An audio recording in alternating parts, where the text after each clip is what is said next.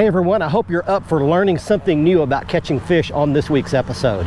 It's a technique that's geared specifically for catching crappie in the hot weather months, and it works like a charm. Glad you're along with us. Fox Sports Outdoors is on the air right now. You're watching the only program with weekly fishing reports and real-time outdoor news from the Southeast region. This is Fox Sports Outdoors. Hi everybody, I'm so glad you're with us for this week's episode. Every year about this time when it starts getting hot going into summer, I like to do a show on dock shooting for crappie. This is a really cool technique invented by some really sharp guys that extricates crappie out from under the dark, inner reaches of boat docks and boathouses. There's a lot to it, and I'm going to explain it coming up in the next half hour. Our test tube for doing that is one of my favorite lakes. This is Cedar Creek Lake. It's located in East Texas, and it's lined with thousands and thousands of boat docks and boat houses. These are perfect to demonstrate this dock shooting technique for crappie. And while we're out doing that, we're going to take you around your local region for this week's fishing reports from lakes, rivers, and bays right near you, both saltwater and freshwater. Right now, we're going to get the NITRO out, start trying to find the right docks. We'll explain to you how to do that. Let's get things started first, back at the studio with your weekend planner. Thanks for joining us. The Salooner tables call for good game fish activity both days of the weekend. The best morning fishing begins early in the morning around 3:06 on Saturday and 4:08 on Sunday. Afternoon activity will start back up around 3:43 on Saturday and 4:46 on Sunday. The sun will rise at 6:27 and set at 8:41, and evenings will feature a moon that is 19% visible. Stick around for fishing reports from throughout the area, plus I'll return with MLF angler and 2016 Bassmaster Classic champion Edwin Evers on this week's Ask the Pro feature. Stay with us. Fox Sports Outdoors is brought to you by Lew's. Feel the difference. Gene LaRue and Bobby Garland. The best in bass and crappie lures, heads to tails. Glacier Glove. Stay outdoors longer with our gloves, hats, and shades. Gulf Shores and Orange Beach. Request our free 2019 fishing guide at orangebeach.com. And there is a first specimen. Boy, that is a specimen too. That is a fat crappie.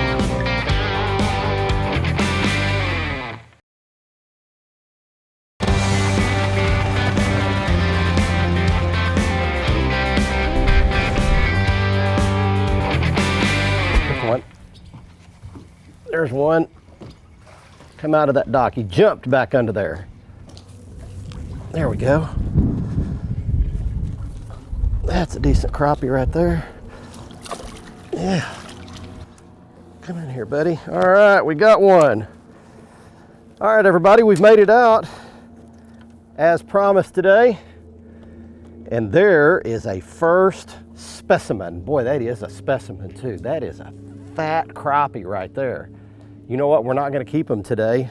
I was just on Lake Fork yesterday and kept a big mess of crappie and filleted them, and they're in my freezer. So these fish are going to get released today. That's a beautiful fish and just a perfect example of what you can catch out from under a dock. So watch this. I don't do this often. And away he goes. All right. Well, let's talk a little bit about the principle of dock fishing. It is hot. It's the hot weather months of the year. The water's warmed up. Crappie are cover creatures. They love to be around something.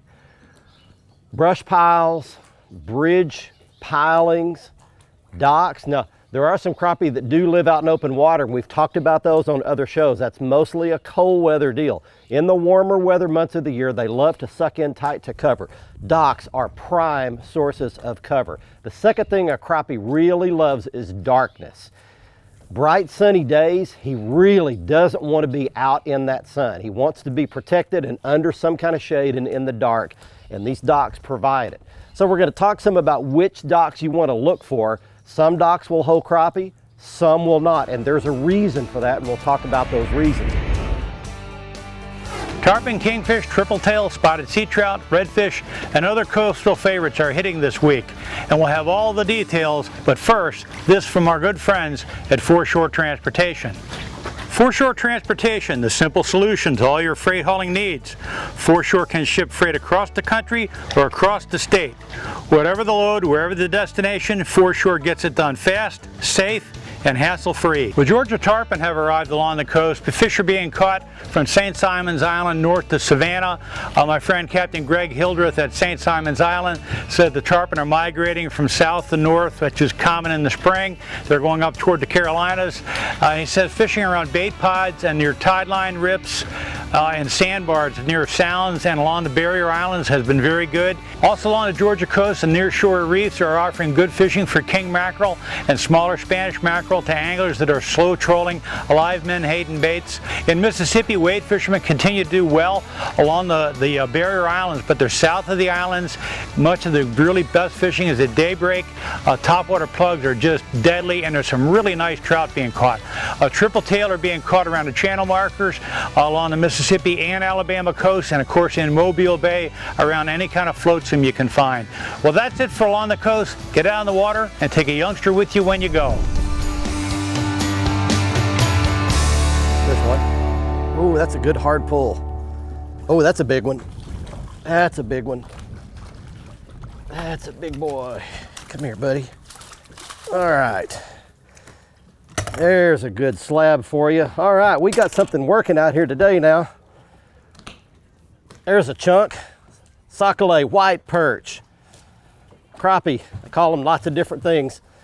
Well, let me let this fish go back and answer the other question that I left you with. You've got to know which docks to choose. They don't all hold fish, so which ones do? A couple of three very important factors. Probably the single most important factor is depth. You need a dock that's got deep enough water, at least under the outside edge of it. How deep is deep enough? I would generally say more than 6 feet.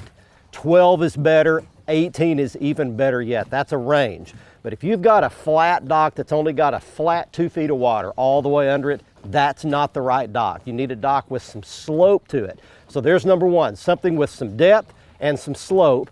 Number two, you want a bunch of freeboard. What I mean by that is you want a big flat surface that creates a lot of shade. One little walkway coming out is not good enough. If it's the only thing around, it might be, but ideally you want to find these docks like this one that have got lots of walkway. All these people have created all this top deck surface here, and that creates real deep, dark shade back under the middle of it. Crappie love that darkness for cover and protection so that they can dart out and ambush prey as it swims by in the sun. So the more shade, the bigger, wider, flatter area that it covers is better. And then thirdly, if you've got some kind of brush or cover underneath it, that's even the best. I find these docks by driving around with my Lowrance HDS Live on side scan. I look underneath these docks. If I can see brush, that's great, and I can sometimes even see fish. With the new active imaging, you can see up to 100 feet on 800 kilohertz in very high resolution, so you can see all the detail underneath these docks. And then right here with my left hand, I'm gonna let go with my left hand and then let go with my right trigger finger at approximately the same time.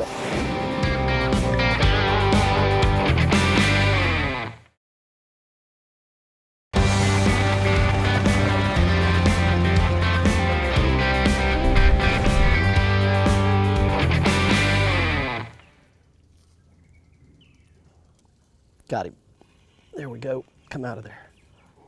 Come out of there. That's a good one. That's a good one.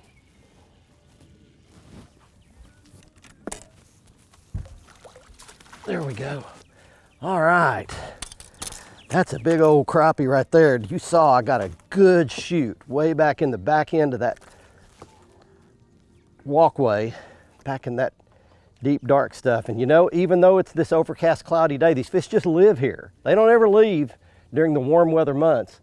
These docks, just a big, wide, beautiful specimen of a crappie. Putting them back today. Let me give you just a quick 101 lesson on how to shoot docks. If you've never done this before, I'll show you some gear in a little bit, but this is a Wally Marshall speed shooter rod. It's made for this purpose. And why it's made for it is that it's got a real flexible tip, but yet a lot of strength in the back half of the rod where my hand is, beautiful blue color. So in order to shoot a dock, all you do is you let down about this much of your lure. You let it down where it's about, maybe, I like to put it about a foot above my hands. You grab the hook, or there's actually a little tab that Bobby Garland makes. Then you open the bail of the reel, put the rod level to the water, pull back just like a bow and arrow, and then right here with my left hand, I'm going to let go with my left hand and then let go with my right trigger finger at approximately the same time, and that bait just shoots back under that dock. You wouldn't believe how accurate you can shoot in little bitty holes in between posts and pillars, and styrofoam floats about this big and put it way back in there and almost be guaranteed crappie. Hey folks, it is time for your Carolinas Report, this week brought to you by the Crazy Sister Marina. It's summertime. Come down and book your trip with us. We can take care of all your needs on the water. Want to go out on a private charter boat? We've got that. If you want to just hang out in the inlet, we can do that as well. Or come rent our kayaks, do our eco tours, dolphin tours. We've got it all. Visit crazysister.com. When you're in the Grand Strand area, get your trip booked now.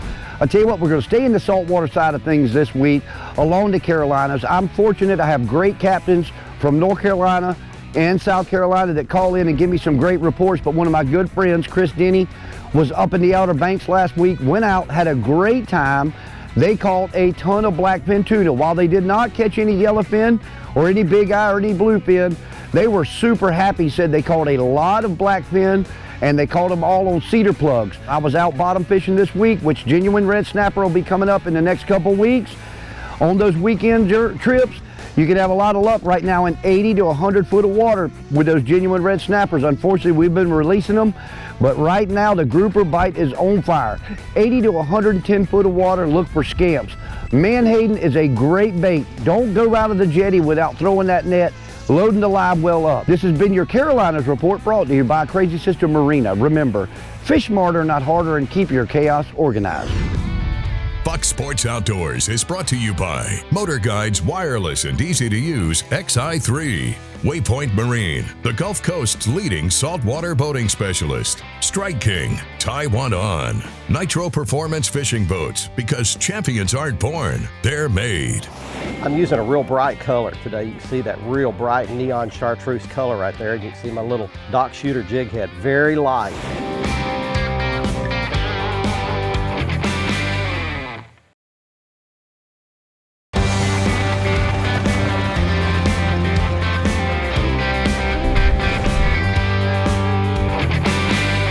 There we go.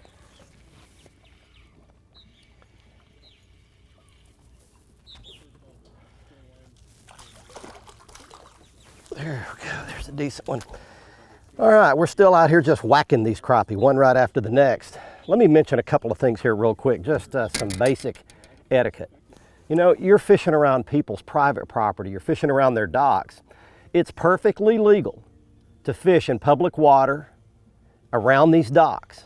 That's fine. In fact, let me go ahead and let that fish go back. See, just a good solid fish, good keeper.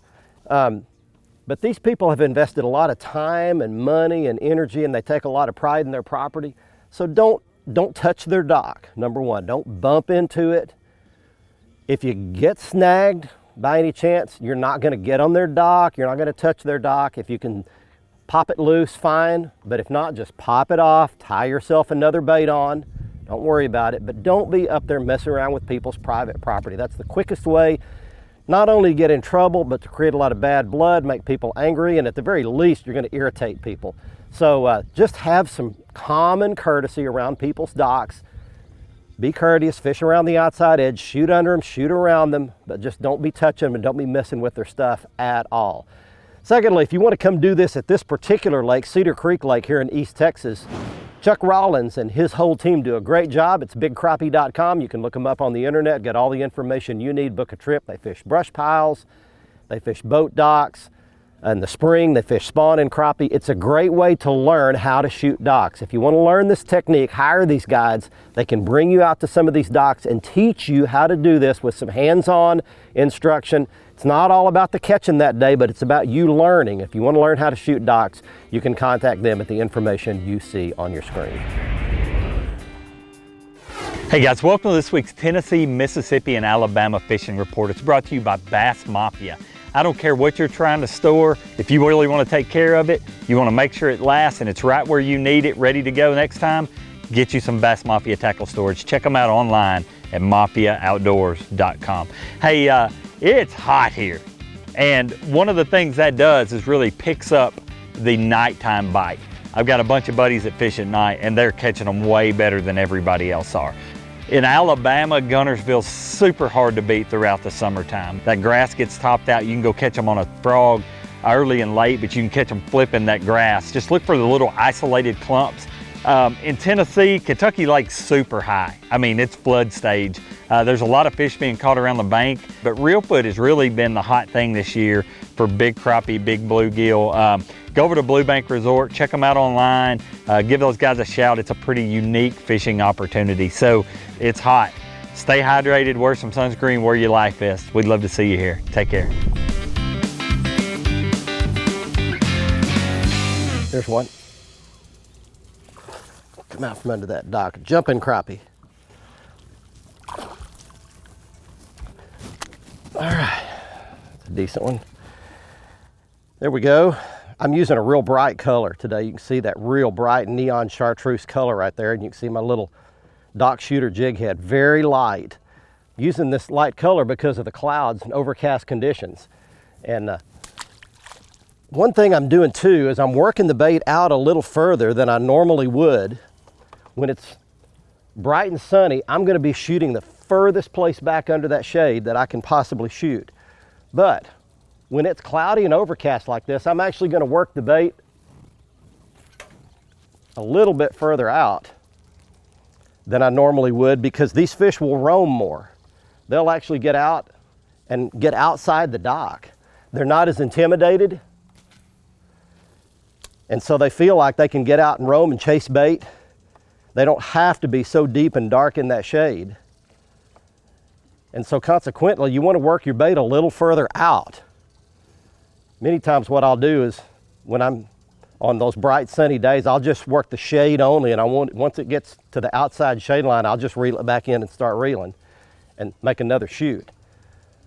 But today, these fish, some of them are hitting way on the outside pillars and posts, and so a lot of times I'll even reach up here and do a little pitch and a flip and bring it down the outside of these docks. And a lot of times the fish will roam out a little further. You can actually see them on my graph. On my Lowrance HDS Live, you can see these scattered fish around here. And those fish are not intimidated. They don't feel like they have to be in that shade. And so they'll just get out and roam. And that's one good thing, is you can take a kid or an elderly person, somebody that you know is not going to be able to shoot these docks. You can take them, there's one right there. You can take them on a deal like this, and they can catch some fish and don't have to be real good at shooting these docks. All right, we are catching them today. Cloudy days, work it a little further out, and they'll roam around the outside edges. That's really cool. They're biting today. This is a lot of fun. You can always watch our latest episode on the front page of our website at foxsportsoutdoors.com. Catch up on past episodes and learn about fishing techniques and new gear at our how-to page. Follow us on Facebook and Twitter for new fishing videos every day. Simply search for Fox Sports Outdoors and click the like button on Facebook and the follow button on Twitter, and watch a new episode every week on any device by downloading the free Waypoint TV app on your phone, tablet, computer, or smart TV.